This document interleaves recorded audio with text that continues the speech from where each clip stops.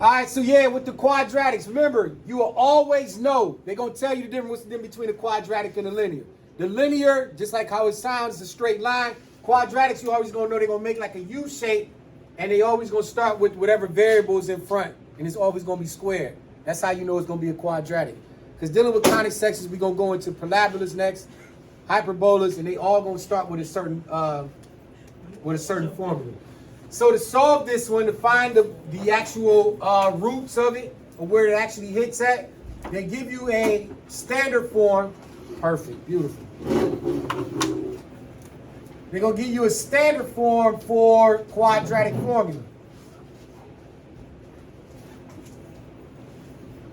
We started this last time in class, but I don't think we got a chance to finish it. I don't know what's up with all these markers. It's dying on me again. But remember, it started with negative b plus or minus. Anybody remember from their notes? Negative b plus or minus. You gonna put the -1, right? Nope. No. Negative b plus or minus. I'll give you a hint. Square root. -5. Nope. Square root. Give me a second. B squared minus 4 times Whatever you a and B. times c. C. Yeah, And all of that is going to be divided by 2 times a. That's the formula. That's what we're going to use each time to solve each question. So in every time whatever question we're dealing with, remember we're going to need an a value, b and c value. So use the notes that we got here. Looking at this first column right here. Move, scoot over.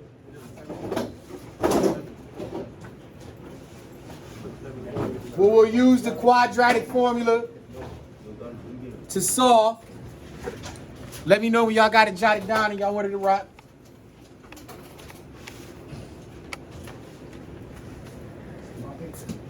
Got that?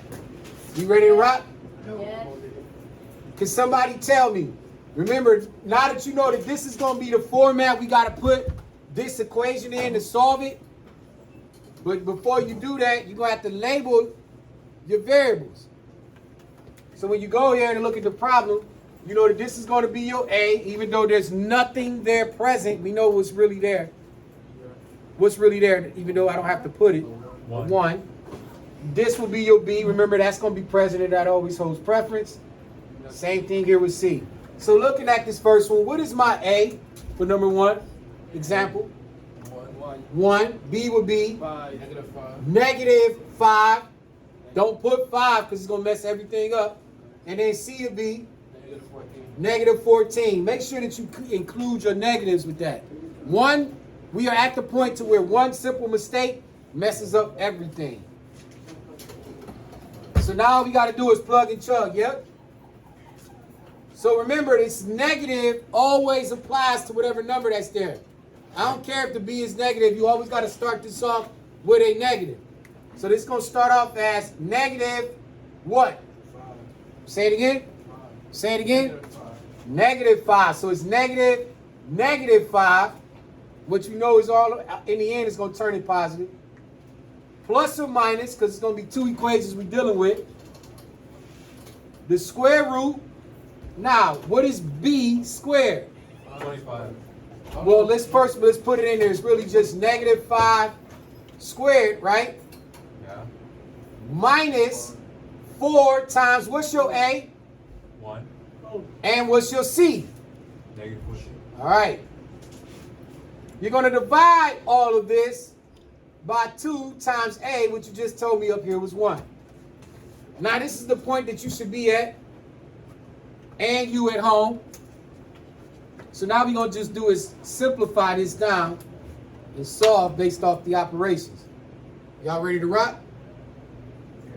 Yeah.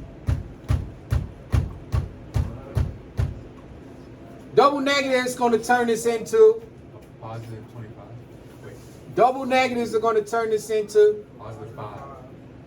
plus or minus square root 5 squared. 25. Now you're 25, booth. Now here we go, have to do some calculation. This way you can use your cell phone or calculators that I'm about to provide. You got -4 times 4. -4 times 4. I mean, negative 4 times 1. Then negative 4 times negative 14. That's 56. Huh? 56. Good job. Positive 56. So when you see this here, this is now going to be 25. This negative 4 times 1 times negative 14 made positive 56. Take that and divide it all by 2. We almost there before we simplify this down. Let's simplify this even more to now 5 plus or minus the square root. What's 25 plus 56? That's Chad, 81. ocho, cinco, y uno. There you go. 81.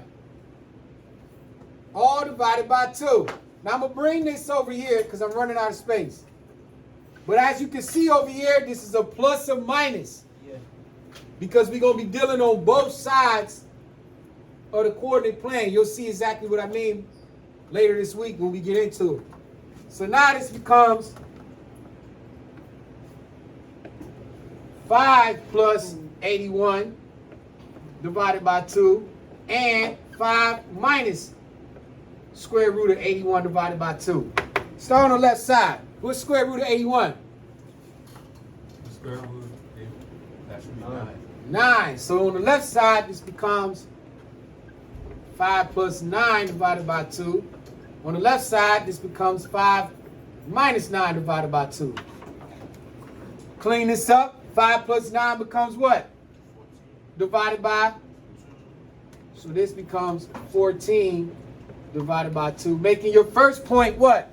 7. 7. So one of your points is 7. Over here, 5 minus 9 becomes what? Negative 4 divided by 2 makes? Excellent. So your points are 7 and negative 2. You're going to be like, what am I solving this for? What is this telling me? What this is telling you, these are the roots. So when they tell you to go graph it, right?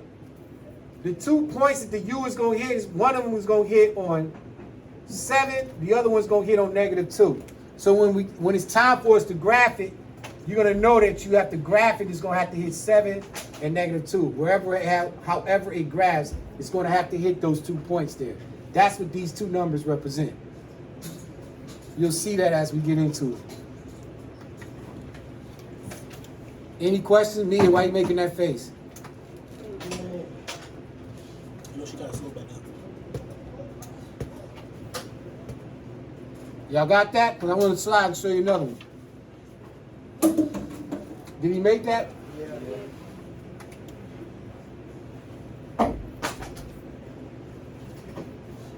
Let me know when I can slide, because I'm going to show y'all one that's kind of confusing. Yes? I give it back to you.